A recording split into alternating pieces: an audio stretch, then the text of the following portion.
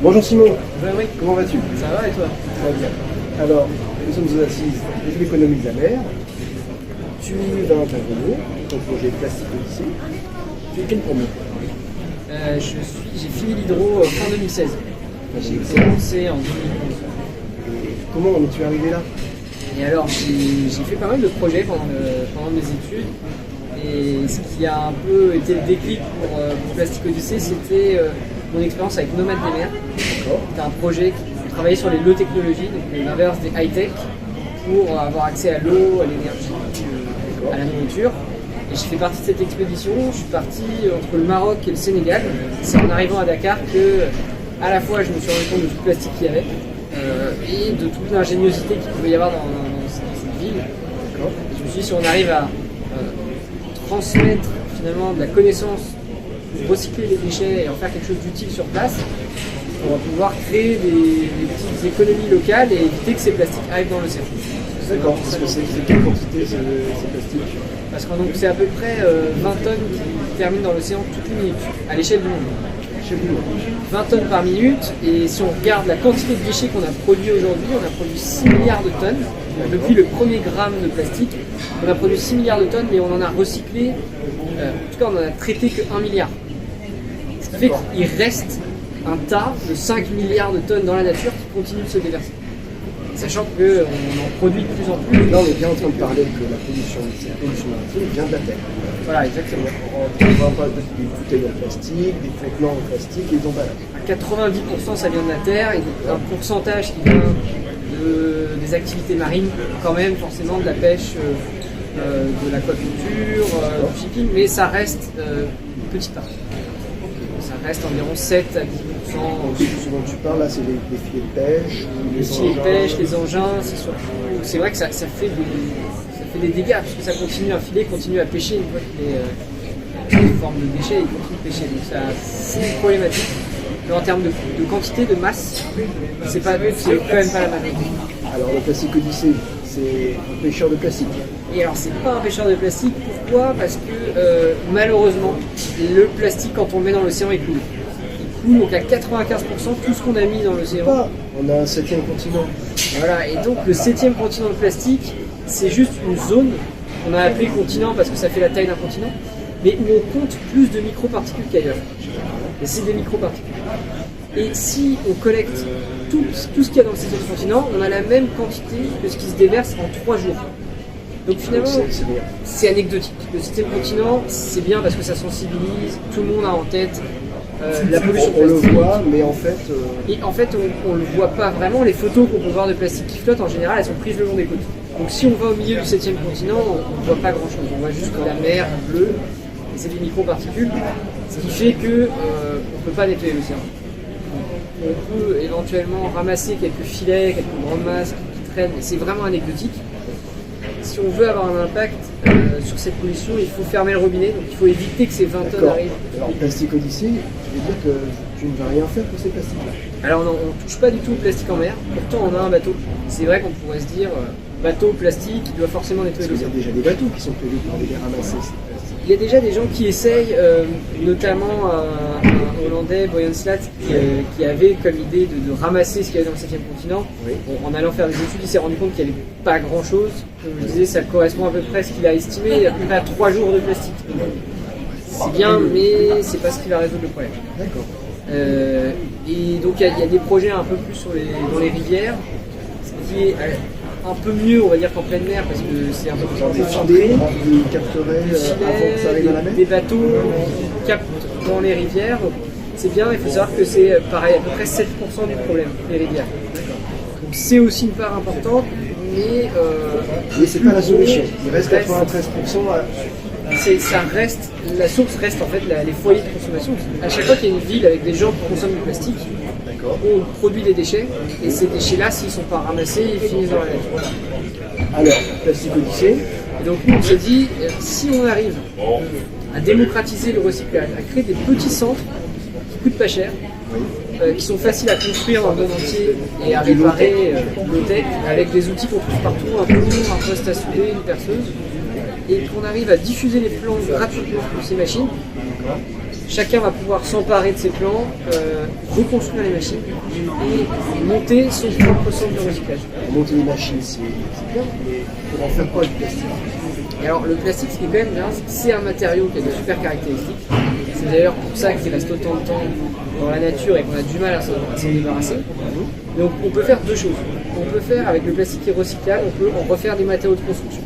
Donc nous, ce qu'on cherche à faire à chaque fois, c'est de trouver une utilité, un objet, ça peut être pour faire des maisons, des tuiles pour les toits, des tubes pour les canalisations.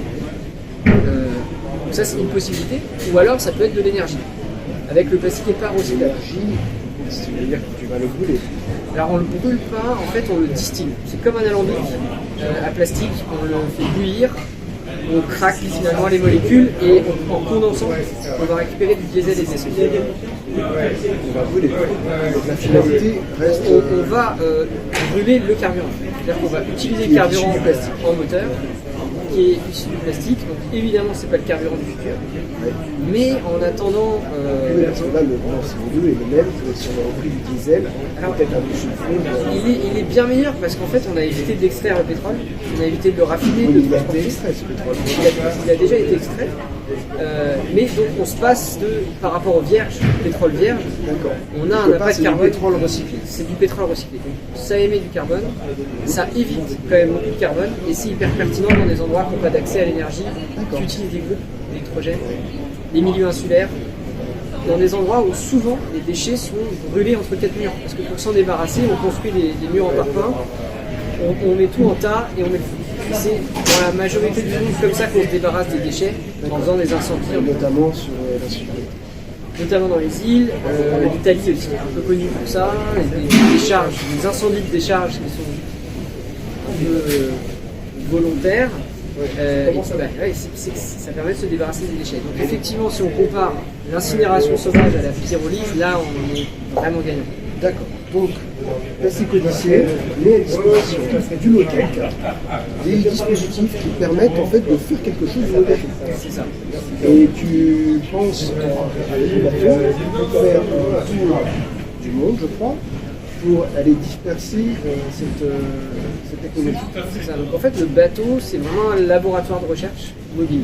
Donc, qui va accueillir, qui va incuber des entreprises, des extensions qui souhaitent proposer leurs services. On a 150 mètres carrés d'atelier avec toutes les machines. Ah, c'est vous qui fournissez En fait, elles sont à bord, on les a développées, elles sont installées à bord du bateau. Donc ce bateau, c'est un vrai laboratoire de recyclage. On peut expérimenter, à partir des déchets qu'on trouve dans les villes, on peut expérimenter pour savoir qu'est-ce qu'on en fait. Est-ce qu'on en fait des tuiles? Est-ce qu'on en fait des tubes? Est-ce qu'on en fait des vélos? On peut imaginer plein de choses. Et donc, à chaque escale, le bateau, alors au-delà de la communication et de l'aura qu'il peut y avoir à chaque escale et qui va nous permettre de toucher un maximum de monde, on va inviter à bord des entrepreneurs, des porteurs de projets, qui vont passer 3 semaines en résidence et à qui on va mettre à disposition cet atelier. Donc ces gens-là vont tourner. Ces gens-là vont tourner. Dans chaque pays en Égypte, on va accueillir 3 à 4 Égyptiens qui ont des projets, c'est des Ce sont entrepreneurs. des personnes locales. C'est toujours des entrepreneurs locaux. Pourquoi? Parce qu'on n'a pas, nous on a une expertise technique sur le recyclage, mais on ne connaît pas ce qui se passe dans les pays, on ne connaît pas les besoins des Marocains ou des Indonésiens. Donc le but est vraiment former les populations locales à ces C'est ça, les former, les accompagner pour développer des nouvelles manières de recycler.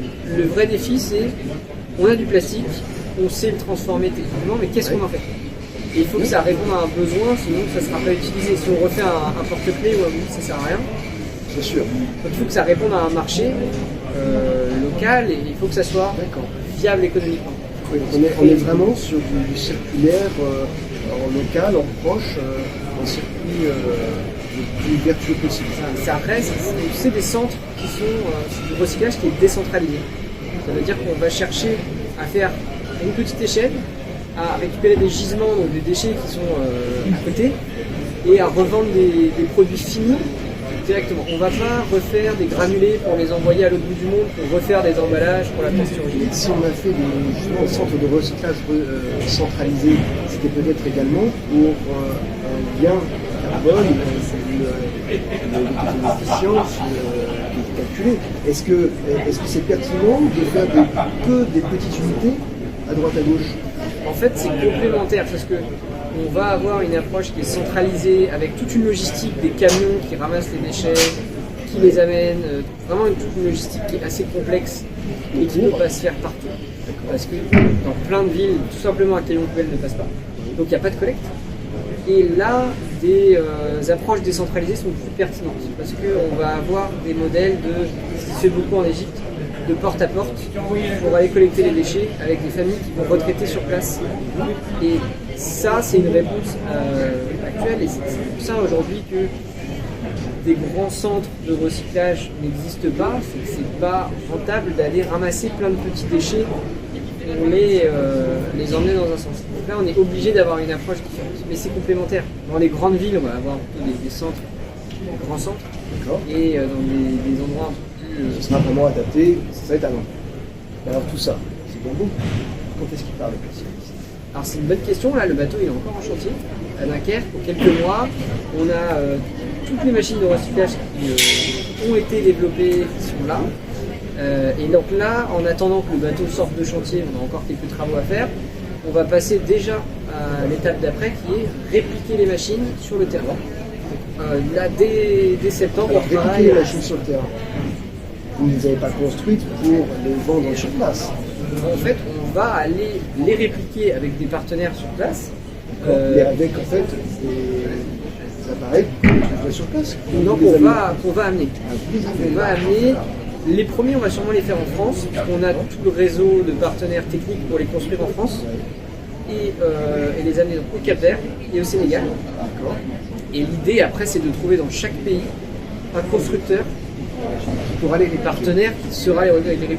On va former et qui sera notre partenaire un peu. J'imagine un tarif concurrentiel ou un petit tarif, parce que le but, on est en train de parler du Cap-Vert, du Sénégal, on n'est pas sur les États-Unis ou sur l'Australie. Ça représente combien? C'est ça la démarche qu'on a, c'est d'arriver à faire des machines qui coûtent pas cher. Et donc, typiquement, pour donner un exemple, on a développé un broyeur en se basant sur ce qui existe déjà au Caire. Au Caire, on a déjà ce type de broyeur qui est utilisé, qui est construit. On l'a rétro-ingénieré, donc on a fait les plans de ces machines. Et aujourd'hui, on a les plans qui nous permettent de construire un broyeur qui coûterait 50 000 € si on l'achetait même en Chine, en série. On est capable de le faire pour 8 000 € à l'unité à Marseille, en France, avec de la main-d'œuvre française. Et donc, avec tous les éléments de sécurité, du même appareil à 50 000 €. C'est ça, beaucoup plus simple, plus robuste, mais qui reste industriel. Et on peut donc forcément à peu près diviser par deux le coût. Donc, vous imaginez pour 4-5 000 € reconstruire un broyeur à Dakar. Et on est sur la certification, sur les garanties de bon fonctionnement d'une machine à 50 000 €. Ça va être le challenge derrière, ça va être de trouver une manière de labelliser, de certifier les constructeurs. Oui, parce que s'assurer qu'on ne peut pas leur donner non plus du matériel qui risque de les mettre en danger. Non, c'est ça. Mais nous, ça a été le focus de se dire on va construire des broyeurs. Donc on a un peu adapté ce qui se faisait au Caire parce que typiquement le broyeur du Caire, on peut mettre ça maintenant. Il n'y avait aucune sécu, donc on a repensé notre trémie pour rien que par le design éviter de pouvoir mettre sa main avec des capteurs. Donc, avec des solutions assez simples permettre de garantir la sécurité de l'appareil à 50 000 €. Mais c'est pas forcément la différence, c'est pas forcément la sécurité, c'est la complexité en fait de la machine qui fait qu'elle coûte beaucoup plus cher. Mais en réalité, en revenant à un design, un concept simple, frugal, on arrive à le construire avec très peu d'outils. Finalement, on n'a pas besoin de grand chose, c'est de la tôle qui est découpée, percée, des pièces qui sont tournées, mais ça reste très basique comme construction. C'est pour ça qu'on arrive à... Alors, en parlant de tôle, le beau morceau de tôle qui est à Dunkerque actuellement, quand est-ce que tu le prévois son départ? Le bateau, on attend encore un peu un chantier, c'est toujours long et compliqué, donc on n'a pas encore de date parce qu'il y a encore pas mal de choses à faire. Mais il me semble que tu as déjà vu avec tes équipes sur des événements. vous êtes en train d'être en itinérance avec les équipes? En fait, on fait plein de choses. On travaille à l'étranger, donc au Sénégal, Cap-Vert, pour répliquer les machines. On a aussi toute une équipe qui est un peu qui est vraiment autonome, qui fait de la sensibilisation et de la pédagogie. Donc qui a construit un village d'exposition, qui fait en ce moment un tour de France. Ils sont en ce moment au Havre et qui vraiment toucherait le grand public pour parler de ce qu'on fait, sensibiliser à la problématique du plastique, de solutions qu'il peut y avoir. Et on a sorti un programme pédagogique avec la Fondation de la Mer qui a été labellisé par le ministère de l'Éducation et qui va être diffusé dans toutes les classes là à partir de septembre pour aller toucher les plus jeunes. Donc ça c'est vraiment un axe, donc, on va dire. Voilà, en fait c'est un projet qui est vraiment global, en sensibilisant les plus petits et en allant dispenser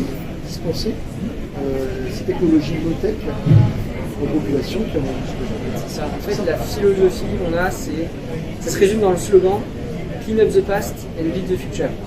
Clean up the past, c'est on a des déchets, il faut les recycler, ils sont là. Mais ça ne veut pas dire qu'il faut continuer à produire du plastique comme avant. Donc on construit un futur où on va changer les comportements, former les plus jeunes, comprendre comment est-ce qu'on peut faire évoluer nos pratiques et aller vers un futur où on a quand même moins de déchets plastiques, parce que c'est ça l'objectif.